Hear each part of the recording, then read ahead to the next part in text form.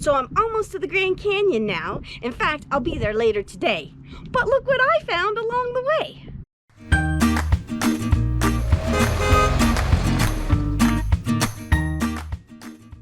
Hey y'all, Roamtown Girl here. And guess what I found on my most favorite website of all time, RoadsideAmerica.com? I found Bedrock, Arizona. For those of you that have been following the adventures of this road trip, you know that it all started back when I decided to go to South Dakota. And I was looking for fun and interesting things to do. And one of my friends told me that when she was a little girl, South Dakota and Mount Rushmore were small potatoes compared to going to Flintstone Land. And I was like, Flintstone Land? But sadly, when I Googled it, I did find that there was this Flintstone Land up in South Dakota, but it had since closed. But I found it on RoadsideAmerica.com, and a whole new world of travel opened up to me. So I consider this a full circle moment. I finally made it to Bedrock. This place is so adorable. Not only am I having the time of my life with all these photo ops, but they have an RV park here, so I've been here 2 days. And you know how I knew I was in the right place? Y'all know how much I love snow. Now there's confirmation I was in the right place. The other great thing about Bedrock is I'm getting so many errands done. I was able to go grocery shopping.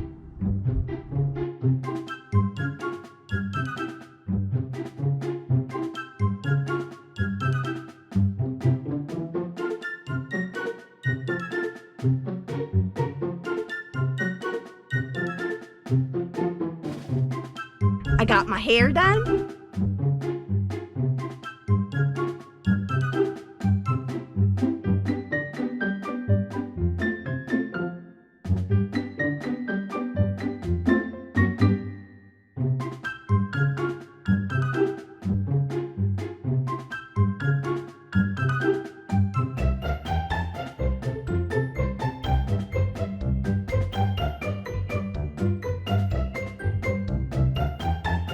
Y'all are always asking, how do you get mail on the road? You find a local post office.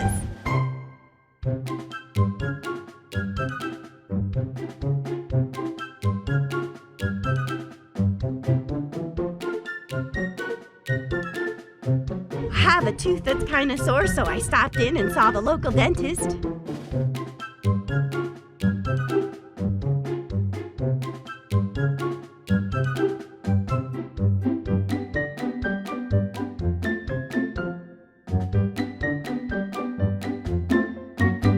It was also great to get a jump start on my Thanksgiving Day menu. I've got everything except the turkey. But now that's taken care of.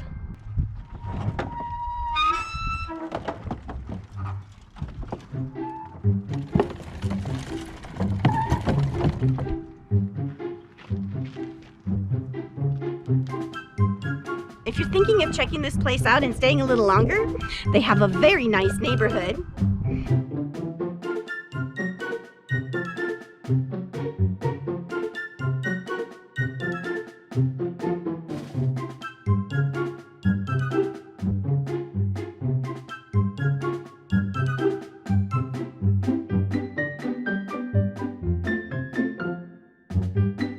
Clearly, Pebbles is a messy eater.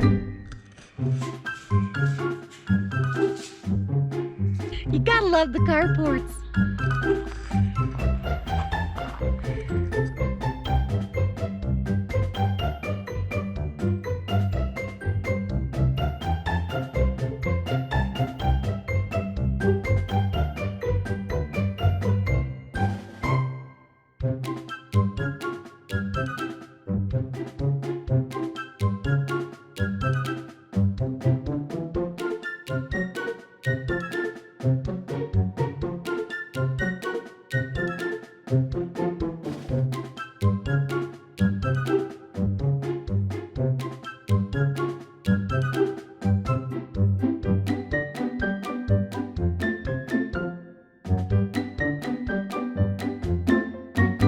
Nice houses and good schools.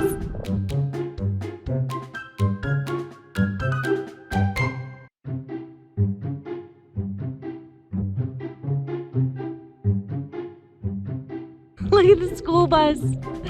That's so adorable.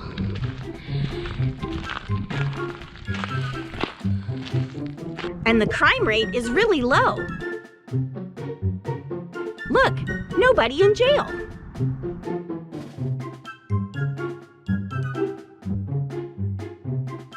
Oh, and check out my rent-a-car. And before I left, I had to take the Bedrock Challenge.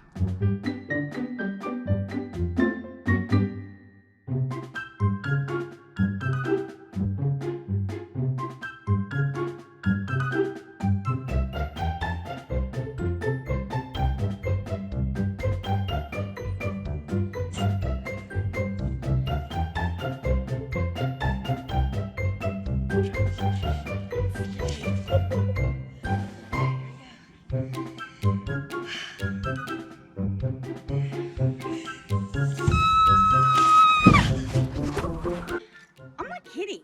This slide goes super fast. If I had to do another take, I'm not sure I would.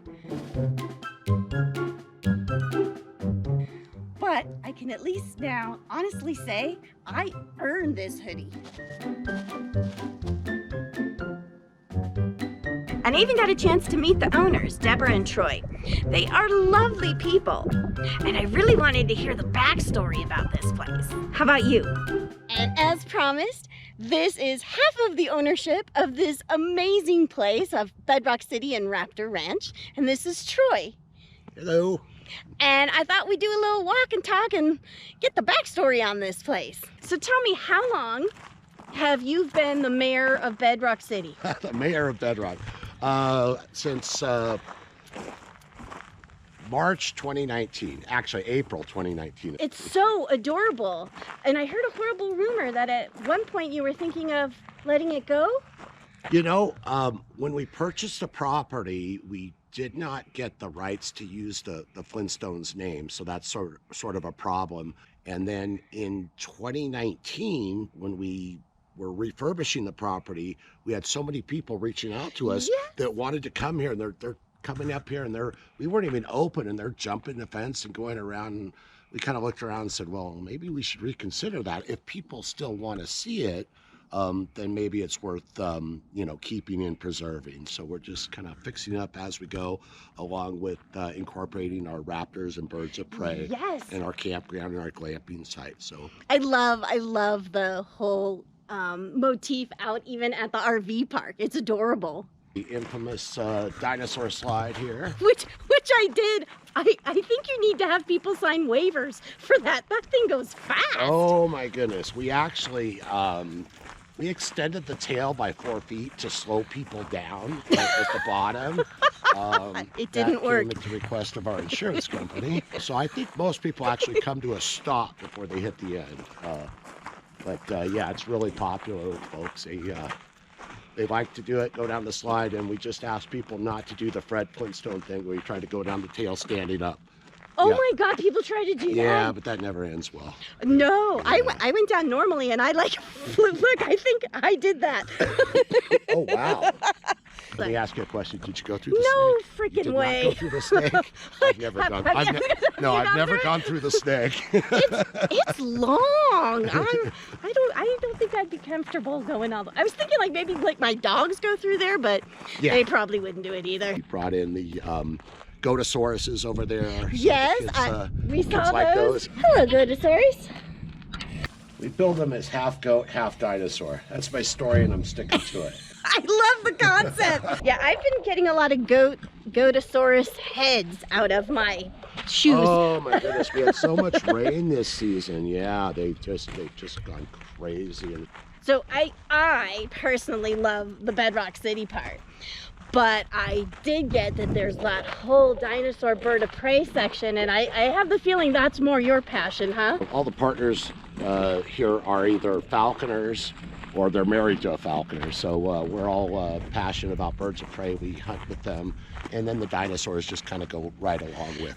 You've piqued my interest. Yeah. You hunt with them? With my falcons, I hunt mostly ducks and grouse. They've been trained to fly 1,000 or more feet above our head, waiting, and then we flush the quarry, and when it flies, they dive down and catch it out of the air. And then they bring it to you. No. Oh, how does that No, part they work? begin eating it on the spot, and we have to go pick them up. Yeah, yeah, they're not that well trained. It's nice to have the sunset falcon flight shows at the end of the day, with the sun setting and the falcons zipping by at 80 or 100 miles an hour. This is a rabbit. Is that real rabbit? It was, but now it's just a rabbit skin. You are getting the behind the scenes of how this whole falconing thing works. Isn't it interesting?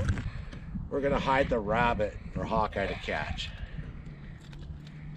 Rabbits like to hide in rocks and pipes and stuff, so that is a good hiding spot for that rabbit.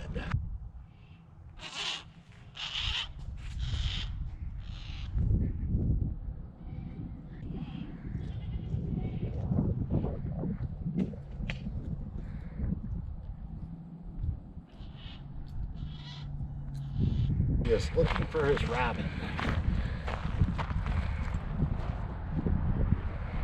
There's got to be a rabbit around here somewhere. And he wants to be in a high position when it appears. So he has the height advantage.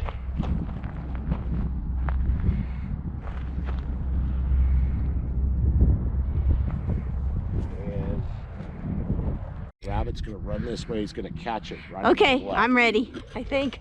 Okay. Ready? Yeah.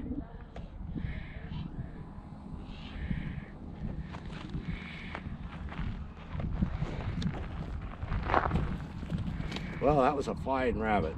If I try to take it away from him, he's going to impale me with his talons, which is very uncomfortable. So we've worked out a little system.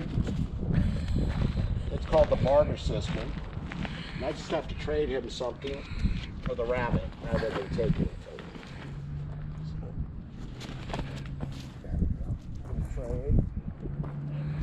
Now, is that actually something he can eat? Yeah, that is a part of the quail. Oh, poor quail. See if I can get him to go back to the pole and then call him down right over your head. Okay. Okay. All right, here he comes. Okay. Wow. Thank you, Hawkeye. That was awesome. Okay, so here we are at the end of the RV park, and this is where it leads you into our glamping area over here. It says no RVs. Yeah. So you already know that somebody in their RV is going to come through here. yeah, I don't know what's wrong with RVers. Not me. All the other ones. No. So these are our glamping tents here. We've got this whole area in the back here. We've got about 20 acres that we've separated from the rest of the property. And we're putting about 20 glamping tents in. We'll see how this compares to the Wigwam Motel and those cool teepees I showed you at Alancha. I have a feeling that these are going to be the nicest of the three. They are completely furnished. They've got sheets, beddings, pillows, everything like that. What about heating and cooling? Cooling is the windows, which you open up throughout. We do provide propane heaters that'll heat the tent.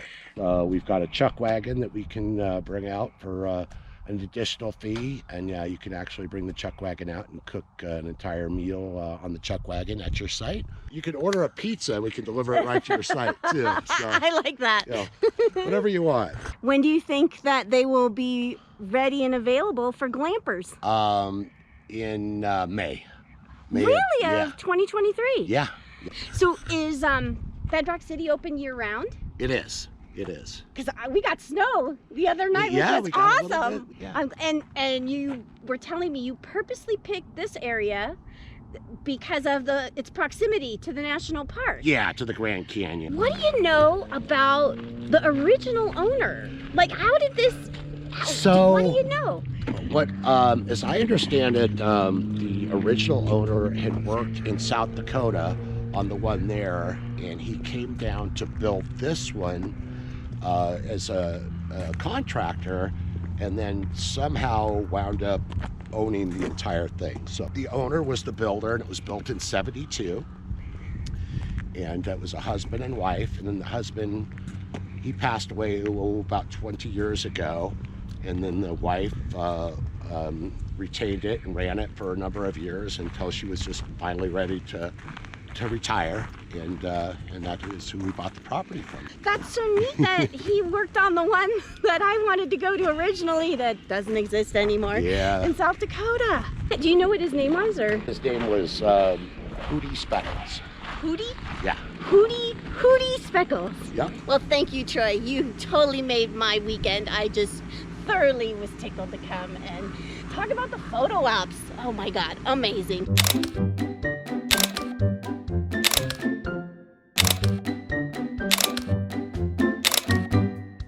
Well, thanks for stopping by and seeing us, and everyone come by and see us at the ranch when you're near the Grand Canyon.